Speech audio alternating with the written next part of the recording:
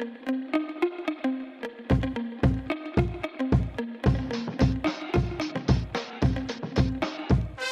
everybody, with the Consumer Technology Association, I'm Tyler Suiters. We are the owners and producers of CES, the largest and the most influential tech event on the planet. Of course, CES is underway right now as we speak in Las Vegas. And our show runs through Friday, January 11th here. And we are helping you to be CES ready by bringing you each day this week a fresh media roundtable. These are our conversations, something of an annual tradition for us here at CES, with journalists who are covering CES 2019 and in a number of cases have covered the show for years and years. And the general topic here in these conversations, how CES is framing the year ahead in technology, the innovations we'll see, the trends we expect throughout the tech sector. So today, from the show floor at CES 2019, Media Roundtable, Day 3, here in Las Vegas. Producers of CES, and you are attending the largest, the most influential tech event on the planet, and we're very glad you're here. Today, some insight for you from media experts, the reporters, the editors, the tech insiders who are covering 2019's show, but also many CES shows in the past. So we're going to talk about what they've seen that's caught their eye, the innovative platform technologies that they see really changing the game, and what's ahead in their minds in terms of the big hits for 2019 and beyond. So, introducing our panelists in order. First is Dana Wollan, who is editor-in-chief with Engadget. Next, Nick Mokey, who is managing editor as well.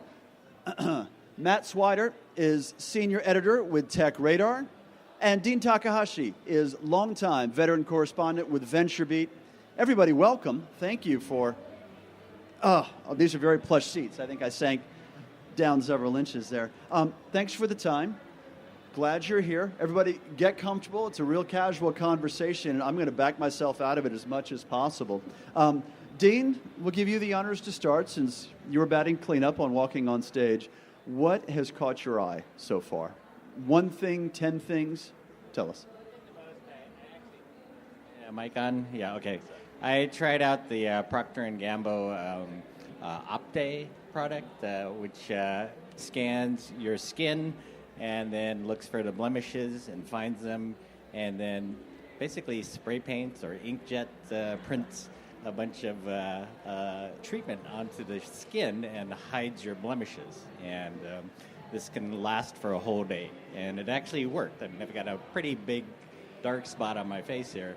And when they scanned over it, it disappeared. So that was pretty cool. Excellent. Matt, what about you? What's caught your eye?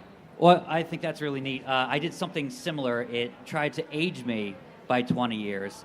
It either doesn't work well with beards or I look exactly the same, so I hit the jackpot there. Yeah, what a curse you have to bear. You're unageable. I'm kind of loving it. I think I'm going to tout that around the office and be like, this is what I look like in 20 years. But the thing I really liked is, I go around to some of the smaller booths and see who is looking to catch the eye of Apple or Google or a big company, and I found one gem that was a smart, not a smoke detector, but a fire detector. So it detects temperature. And you're really, I didn't know this, not supposed to put a smoke alarm near a washer and dryer and things that actually catch fire because they would melt. Then you wouldn't hear the tone.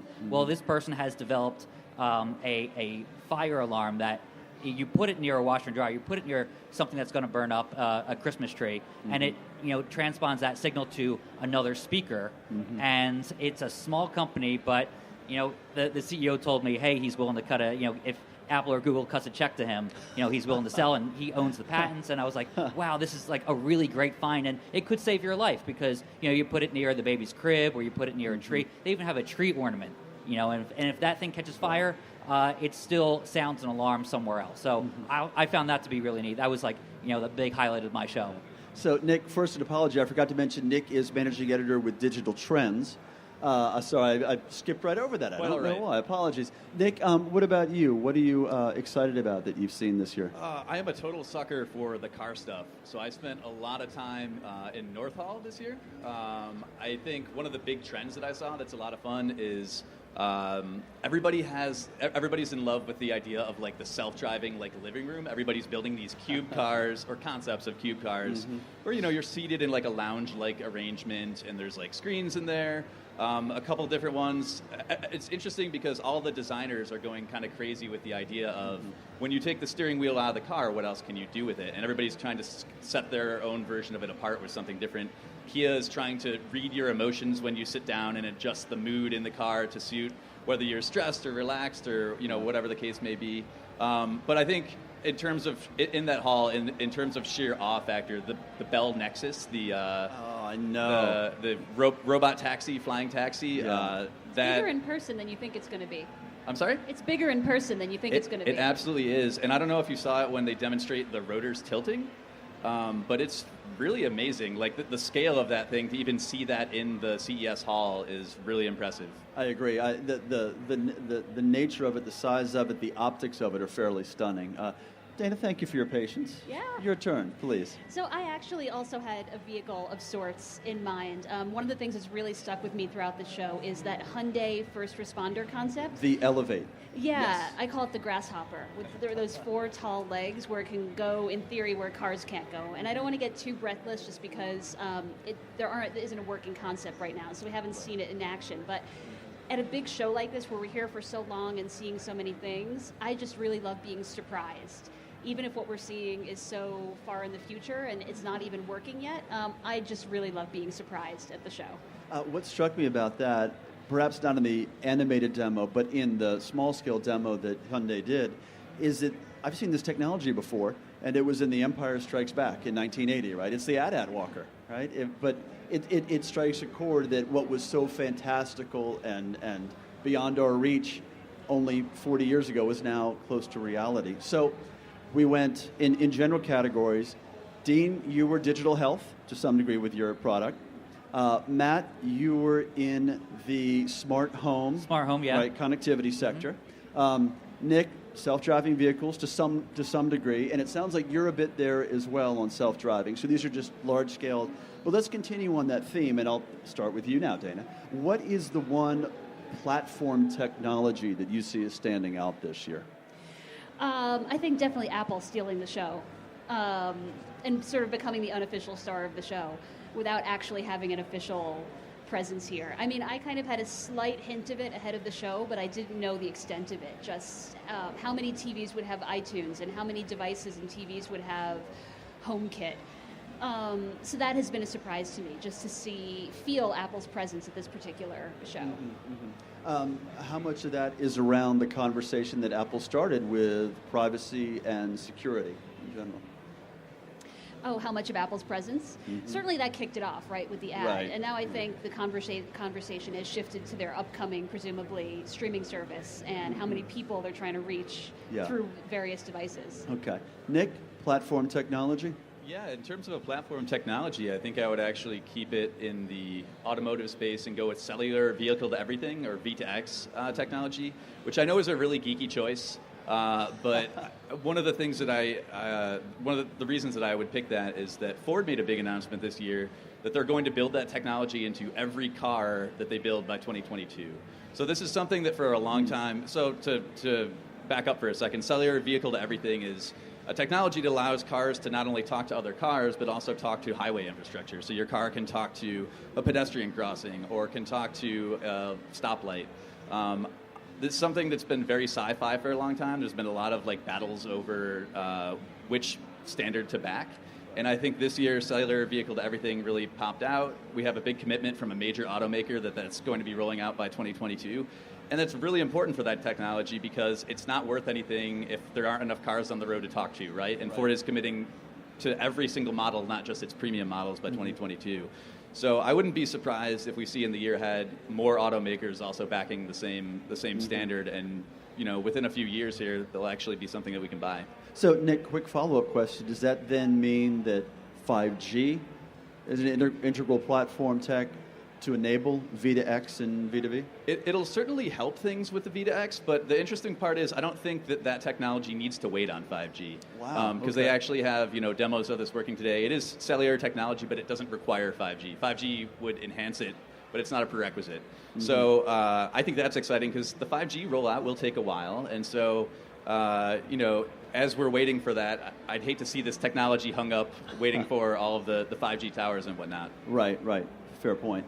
Matt, what do you say? Platform technology or a theme this year? I'm going to rival Dana's choice and say Google and Google Assistant. Also important here at the show. Yeah. It's they had probably the best booth as well, and they actually have, for anybody who's not here, a Disney-esque ride. It's a mix between Carousel of Progress and It's a Small World, and it's not a thrill ride, but it takes you through, and it's very self-deprecating. They know what they're doing. They're aware of how humorous this could be, and it really explores the update to Google Assistant, their AI platform, and the fact that it has auto punctuation is going to make your life a little bit easier.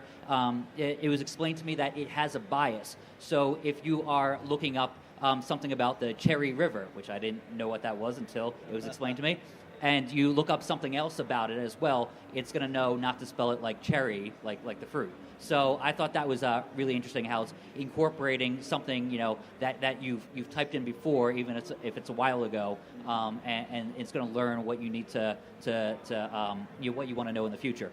Also, the other aspect that just is going to break ground, and I feel like it's going to shrink the earth a little bit, is the real-time translation. When you're visiting a foreign country and you don't know, the language, it can be very intimidating. So, and we do that to travel a lot, to see tech, and we're in, either China or Europe, and if you don't speak the language, this could really change things for the entire world. So, and it worked pretty well. It didn't understand my very broken Spanish. But fair enough. It could be user error, possibly. And that's how it was explained to me, that since I'm not a native speaker, it's really meant for native speakers who are not trying to fake their way through the language. How many of those did you find? I saw at least one. How many? Universal translator sort of thing? So that was the one that I checked out. It was the Google Assistant, and it's currently, they don't have a timeline for smartphones. That's when I think it really takes off.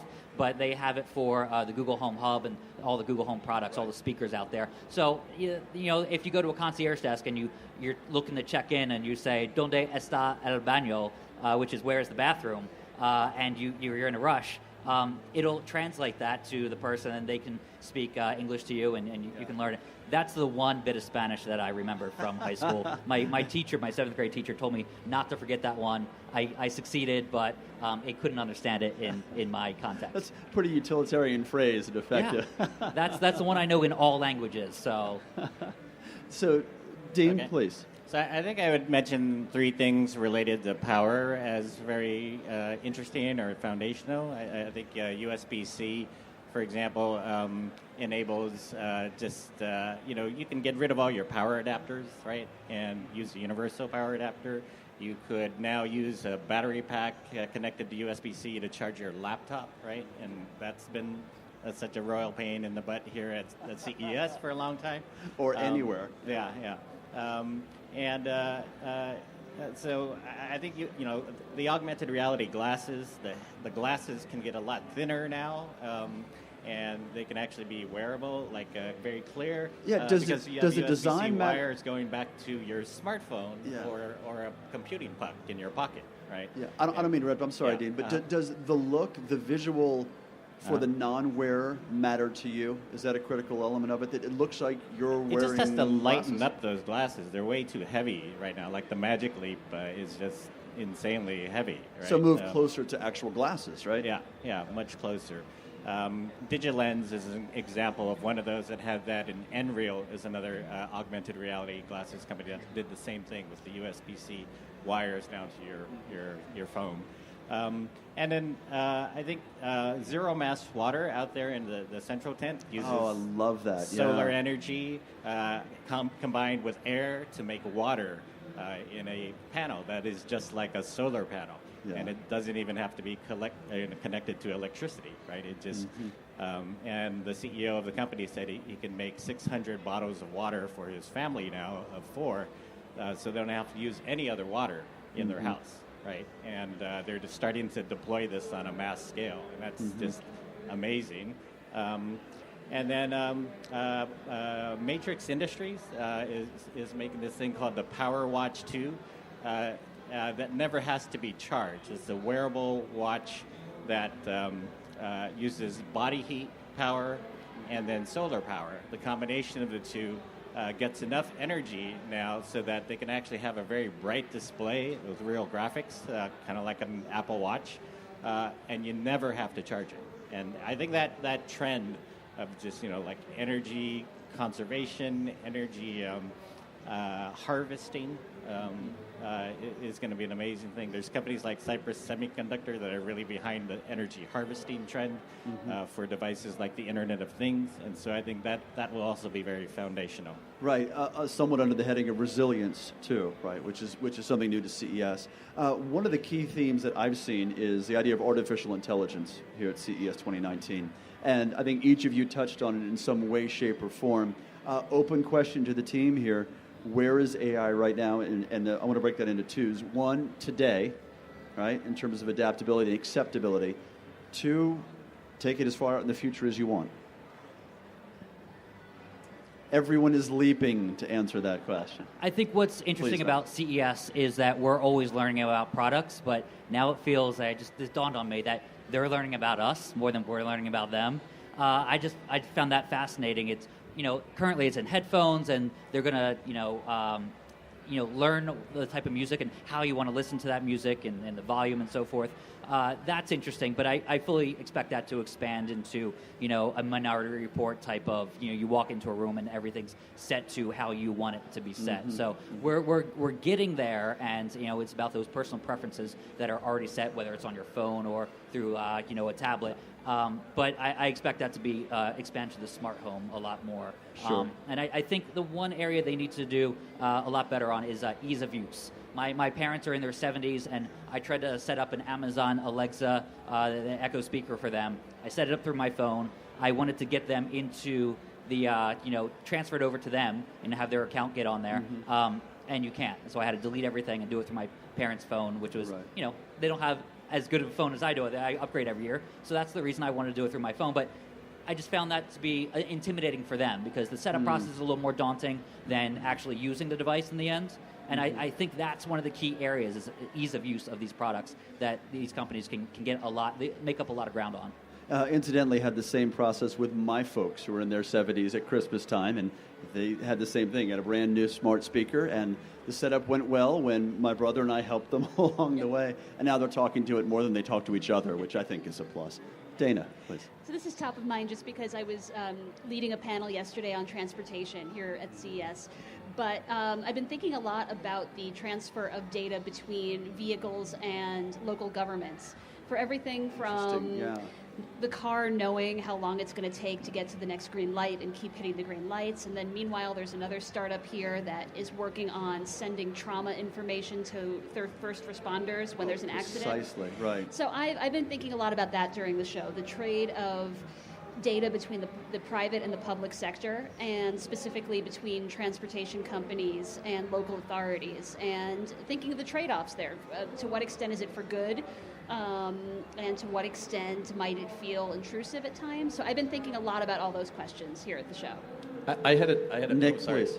That's okay. Just to follow up on that, I had a chance to when I see a demo of the cellular vehicle-to-everything technology in Colorado, which is one of the first cities that's actually adopted that in their infrastructure, and they have this big command center that looks like something out of a movie, and it has this sort of it's at the Colorado DOT, and I'm sorry, it's in Denver. I said Colorado, but they have this command center that is very kind of dystopian looking, because there's a map with a bunch of dots all over it that represent cars on the road that are communicating back to the DOT with the cellular technology.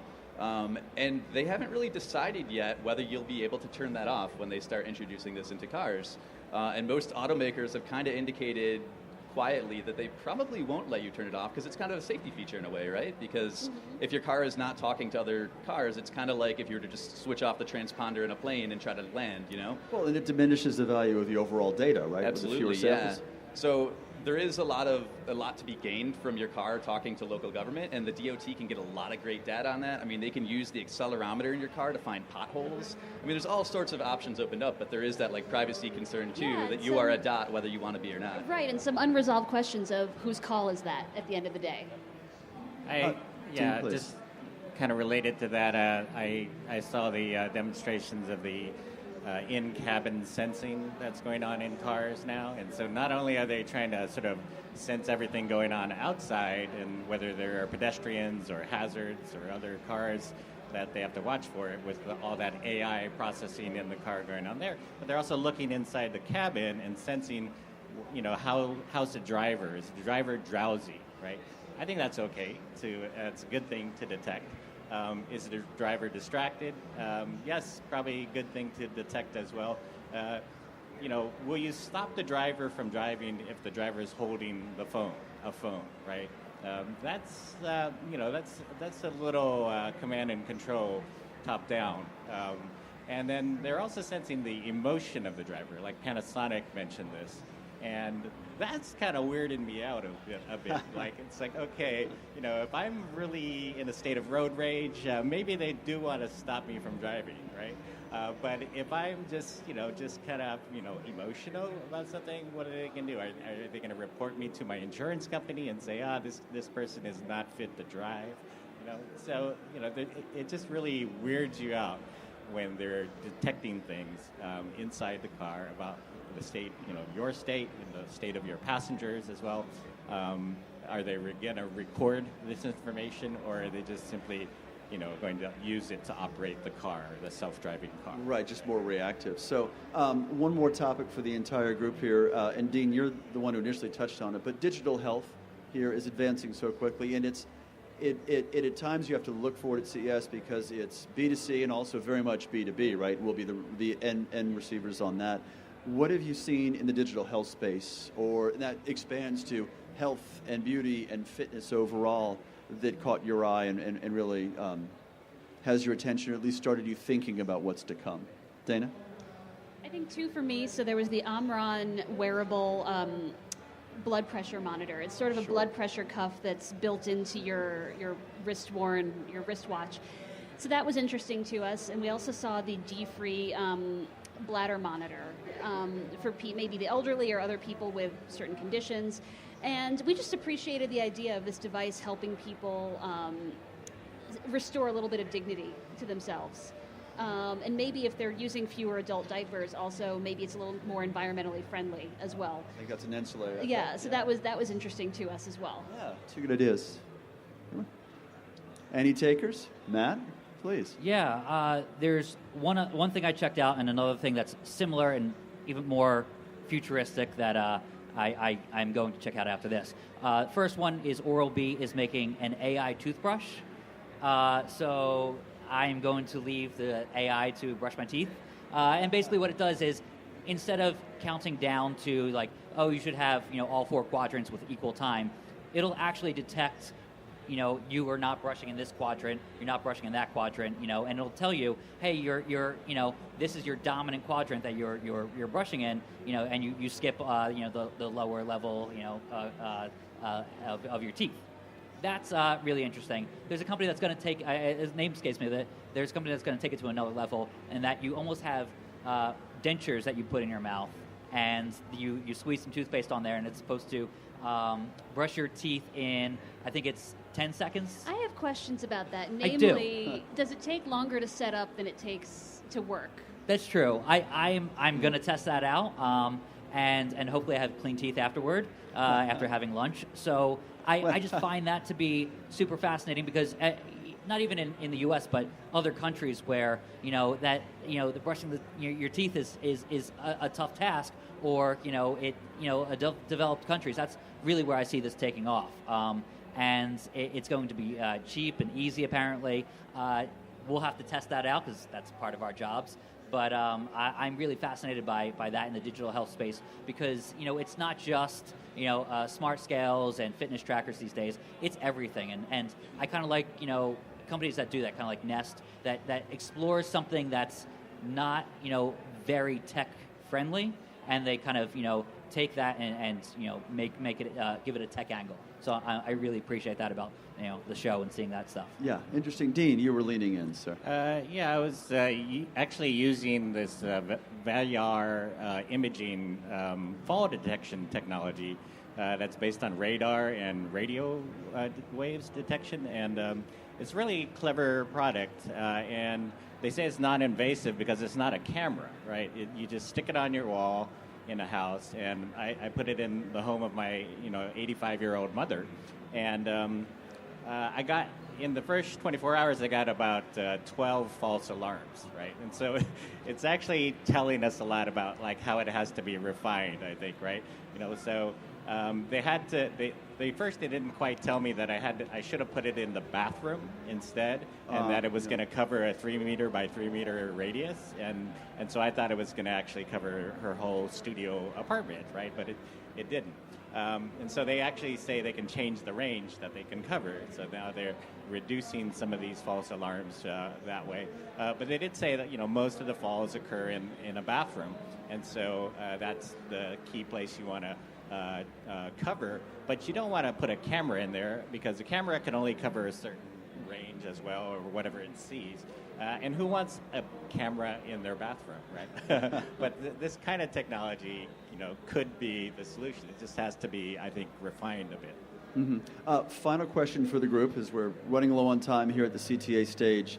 Another theme that I've seen again and again this year is that every company is or needs to be a technology company, right? So one at a time, what is the one company exhibiting here or a presence you've seen that's outside the traditional tech sector that surprises you the most? Nick, I'll start with you. Sure. I think one of the biggest surprises for me was actually Harley Davidson. Because if you think of Harley as a company, they are as old school as it comes, right? That's the entire thing that they sell is their legacy. And they announced the Livewire here, which is something they've shown for a couple of years now, but they actually announced the 2020 model year for this electric motorcycle is finally coming out in 2019. And I think that opened my eyes a lot because, again, going back to every company is a technology company. Who would have thought that Harley, who's even their traditional motorcycles use very old technology, that they would be leaning into electric motorcycles and not only showing concepts, which anybody can do, but actually releasing one this year that you will be able to buy in 2019. So that was a big shock to me. Excellent. Dana, are you jumping in? Yeah, I think the biggest surprise for me was the Impossible Burger. Just in that most of the time here at CES, tech is the product.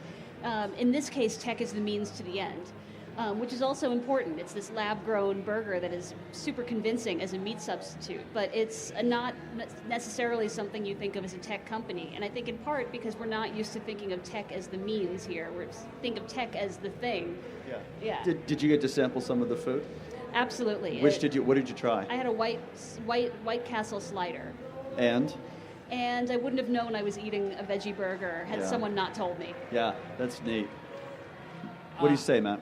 I would say some of the normal fitness companies, especially this time of year, it's always good to check them out. Mm-hmm. I get my workout right away. And there were two companies, Bowflex, which is really interesting. You expect the gym to be devoid of tech a lot of times, or have very simple tech to it. When you go to the gym, it has something that doesn't have a USB outlet to it. My general approach in the gym is me lift heavy stuff. Yes, it's very simple. If it has some lights on there, they blink, they beep, and that's it. But they're getting more connected these days, and you stick a tablet in there, and you can track your progress. And in the future, they said, I think this is where the real innovation is, compete against friends. So I think that's really interesting. I have a water bottle that tells me, I need to drink more water, and I brought it with me to CES because I had to compete against my sister, my dad, my sister's husband. So that's interesting. The other one in that sector is also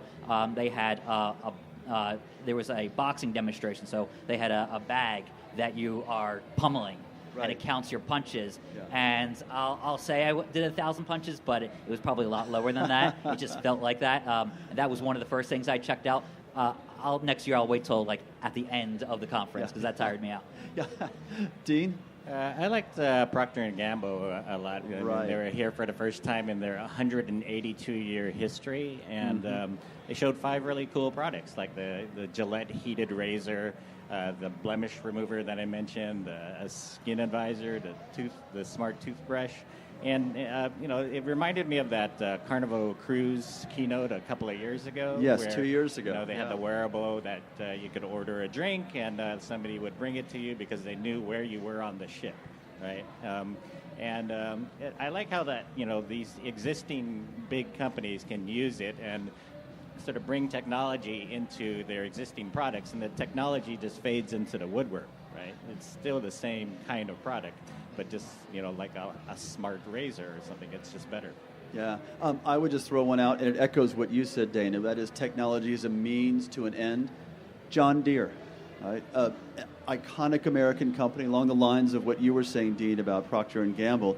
Been around more than a century, and here they are showing off self-driving vehicle technology and AI-enabled agriculture equipment, right? And we probably won't ever be driving that or riding on it ourselves, but we're going to benefit on that somewhere down the future. We could go for probably 3 hours, especially since we're all finally sitting down at CES. But I want to thank our entire panel. Dana Wollan is editor-in-chief at Engadget. Nick Mokey, managing editor at Digital Trends. Matt Swider, senior editor at Tech Radar. Look at the headphones. He has the only pair left, apparently. And Dean Takahashi, who is lead writer at VentureBeat. Thank you all for joining us, and enjoy what's left of CES 2019. Thank you. Thank you. Thank you. Okay, now you still have time to be CES ready, and we're here to help. You can download the CES app. You can build your personal agenda, highlight your favorite exhibitors and speakers. You can also sync in time across all your devices. And new this year, you can connect to your LinkedIn account and see which connections of yours are also in Las Vegas at CES. The show runs through this Friday, January 11th here in Las Vegas. The information you need is at ces.tech. As always, none of this is possible without our podcasting stars, producer Tina Anthony, and engineer John Lindsay. You all are the best in the business. Thanks so much for being with us here at CES. I'm Tyler Suiters. Let's talk tech again soon.